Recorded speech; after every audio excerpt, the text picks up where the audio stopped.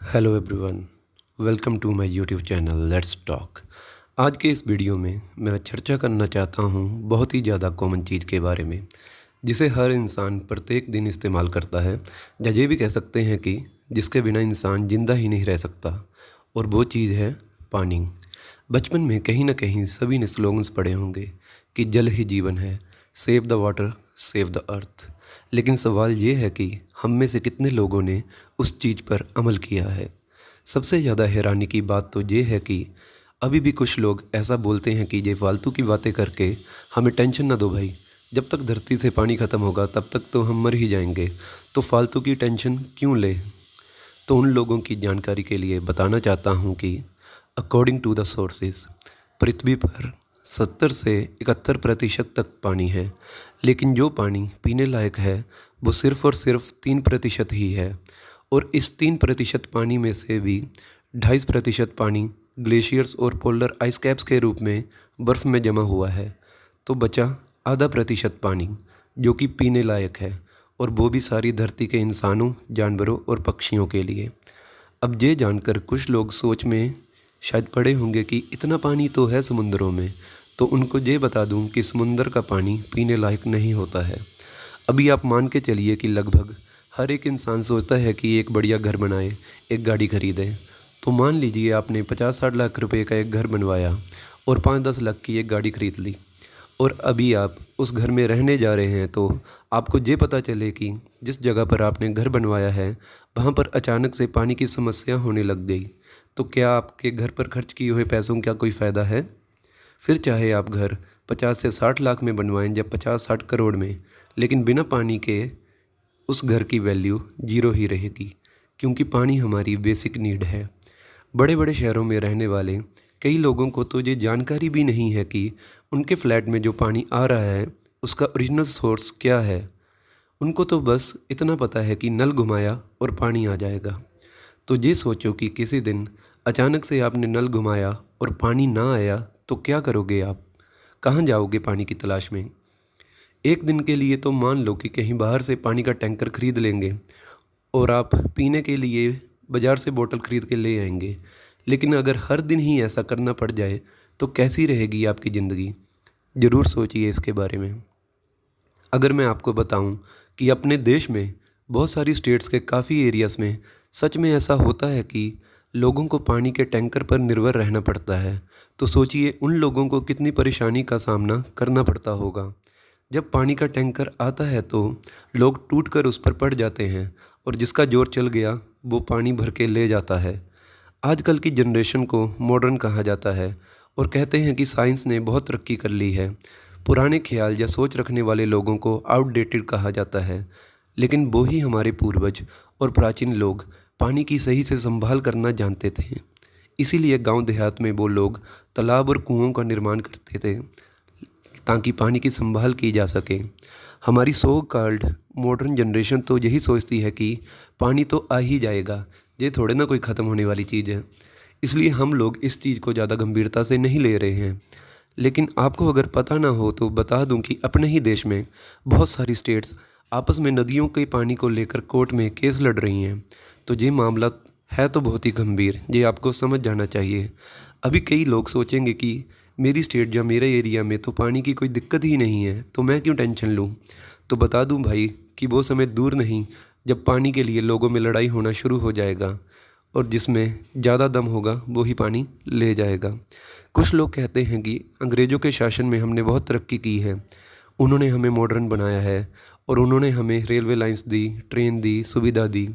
तो उन अंग्रेज़ी शासन की प्रशंसा करने वाले लोगों को मैं ये बताना चाहता हूँ कि बेशक उन्होंने डेवलपमेंट की है, चाहे खुद के फायदे के लिए की हो या किसी के लिए भी, लेकिन की है।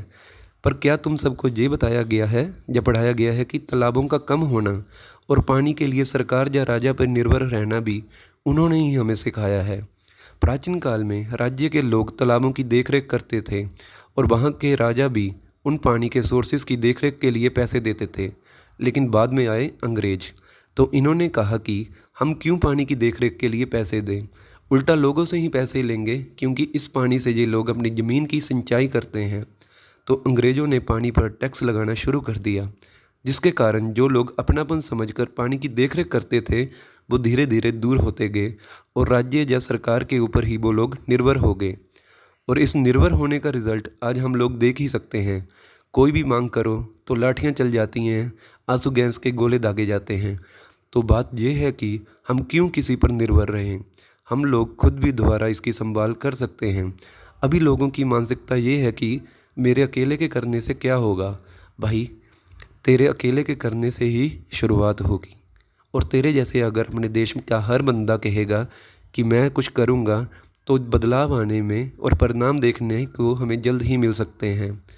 सिविल इंजीनियर होने के नाते मुझे कहना तो नहीं चाहिए, लेकिन जो हम so called civilised modern world बना रहे हैं, जिसमें साफ़ सुथरे मकान, बिटुमेन और कंक्रीट की सड़कें, घरों के आंगन में टाइल्स और पत्थर लगवा रहे हैं, और ये जो कंक्रीट का जाल बना रहे हैं, तो वो पत्थर भी बारिश के पानी को ज़मीन को सोखने नहीं देता है, एज अ बैरियर एक्ट करता है वो। बड़े बड़े शहरों में दूर दूर से पानी की पाइपलाइंस और अलग अलग सोर्सेज के थ्रू पानी लाया जा रहा है। जो लोग उस पानी के रिसोर्स के पास में रहते हैं वो वंचित हैं उस पानी से। ये कौन सी मॉडर्नाइजेशन हुई, मुझे तो नहीं समझ आ रही है भाई। बड़ी बड़ी इंडस्ट्रीज से निकलने वाला केमिकल्स और वेस्ट मटेरियल नदियों के अंदर जा रहा है, जिसके कारण वो पानी भी अब शुद्ध नहीं रहा इस्तेमाल करने के लिए।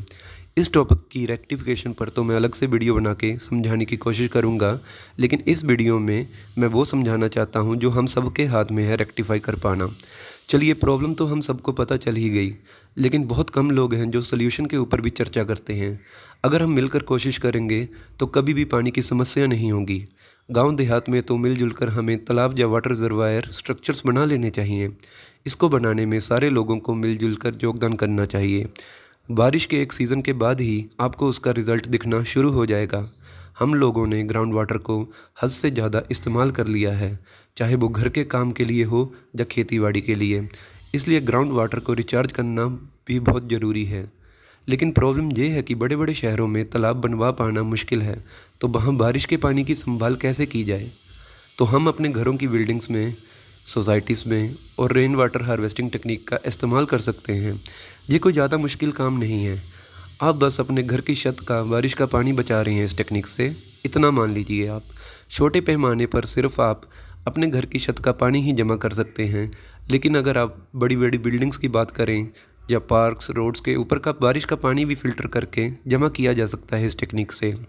रेन वाटर हार्वेस्टिंग सिस्टम के 2-3 कंपोनेंट्स हैं जो कि हमें पता होने चाहिए। पहला तो हमें कैचमेंट के बारे में पता होना चाहिए कि कहाँ से हमें पानी को कैप्चर या स्टोर करना है। दूसरा है कन्वेंस सिस्टम, जो कि कैचमेंट से पानी को स्टोरेज या रिचार्ज जोन तक लेकर जाएगा। तीसरा कंपोनेंट है इसमें फ़िल्टर्स, जो कि पोल्यूटेंट्स और पेड़ के पत्तों को अलग करके पानी प्यूरिफाई करके स्टोरेज टैंक तक लेकर जाता है। कुछ स्टेट गवर्नमेंट्स ने तो रेन वाटर हार्वेस्टिंग करना प्राइवेट और गवर्नमेंट सोसाइटीज़ को और बिल्डिंग्स में कंपलसरी कर दिया है, जो कि बहुत ही बढ़िया फैसला है। बाकी हमने स्कूल टाइम में सबने पढ़ा होगा कि सुबह ब्रश करते समय टैप को बंद रखो, घर में अगर कोई पाइप लीकेज हो तो तुरंत उसकी रिपेयर करवा लो। ये छोटी छोटी चीज़ें भी बहुत फ़र्क डालती हैं। मेरे इस वीडियो से अगर किसी एक ने भी इस पर गौर करके इसे प्रैक्टिकली इम्प्लीमेंट किया, तो मैं ये सोचूंगा कि इस वीडियो को बनाने का कोई फ़ायदा हुआ है। अंत में कहूँगा कि जय हिंद।